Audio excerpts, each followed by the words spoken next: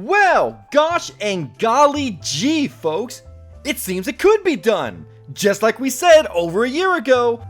What a twist! Sony finally took their head out of the sand and actually listened for once. It's about damn time. Hello ladies and gents, welcome back to the channel. It has been quite some time since my last video, but never fear, the Crabman himself is back for the foreseeable future. Now, as the title of the video suggests, Sony finally started to remove the ridiculous regional restrictions on some of their PC ports. If you were somehow unaware of this situation, I'll do a brief sum up here. Basically, starting with Helldivers 2, Sony suddenly and out of nowhere decided 3 months after the release of Helldivers 2 to force the PSN link back on. All the while, they actively sold it in regions they knew would suddenly be unable to play their copy that they paid for. Here's the steak knife. Go kill yourself. After the backlash, they backtracked for Helldivers, but kept the PSN link on for all subsequent PC releases, limiting purchases from over 177 countries and thereby crippling their sales potential. If you want to know more, I would highly recommend you check out my previous video on the matter, as I go further into depth on the situation there. Anyway, ever since the Helldivers debacle, games like The Last of Us Part 2 Remastered, God of War Ragnarok, Spider-Man 2, etc. were all launched with a region-locked PSN requirement. Because apparently, Sony didn't like the idea of people buying and playing their games in a country or territory where they couldn't collect data on them, due to PSN not being available there.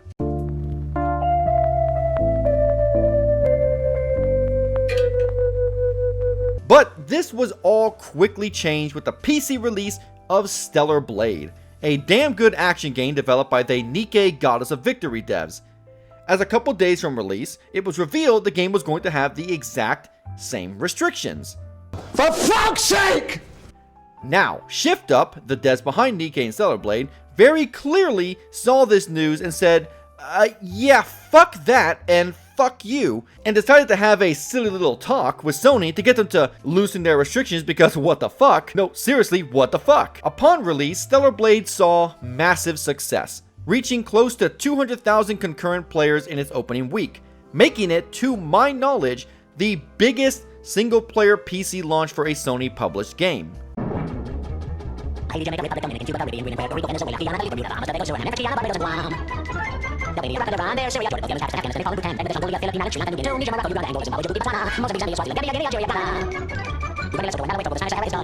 Now, maybe the loosening of restrictions had nothing to do with the game's success on PC.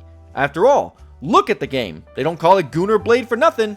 Mercy, I do believe I'm getting the vapors. That is a joke, you Philistines. I like the game, so stop commenting before the point is finished like the 2-second attention span riddled ape you are. But the subsequent news made me believe that, no.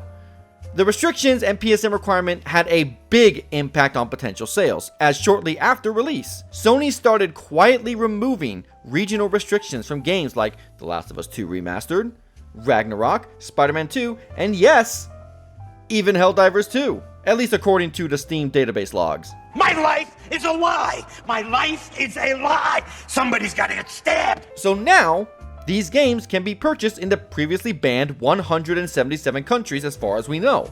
But more importantly, people who bought Helldivers 2 during the PSN login being disabled can probably play their copy again, which is a big deal. Now, it's not been fixed for every game yet. Ghost of Tsushima and the Until Dawn remake are still restricted heavily. Oh, alright. My man Cornflake got the spirit. He a little confused, but he got the spirit. But this is a good and clear step toward earning back some good publicity for Sony. Now, of course, you're going to have detractors say it wasn't due to outrage from over a year ago. It was only Shift Up, which is a possibility. However, I would argue that it's precisely because of the outrage from PC gamers who brought this to light that Shift Up could have even been made aware of the situation to begin with. Saw the dissatisfaction from PC gamers and decided since they had the ability to talk to Sony directly, they would. Because, let's be real, Sony fanboys certainly would have spoken up, but hey, I digress. I'm just saying. Either way, this is a win for consumers and hopefully they take this approach with their next PC release to avoid further ridicule. I would be very interested to see how the next Sony PC port does without the region and PSN requirements. Let this be a lesson, folks. Bullying corporations works. Anyway, that's going to be it for today's video, folks. I hope you found it informative, albeit a bit short. If you enjoyed the video, like, comment, and subscribe if you feel so inclined. As always, to stay up to date on all things crab, you can follow me on Twitter via the link in the description below. And if you're looking for a way to support the channel, you can consider becoming a member. For only 99 cents a month, you get access to the community Discord, the Crab Shack. Once you're in for good, as well as various emotes you can harass me with live on streams.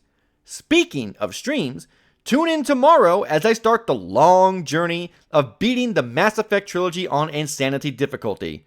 It's going to be a blast, I'm sure. But with all that out of the way, I will see you guys in the next video.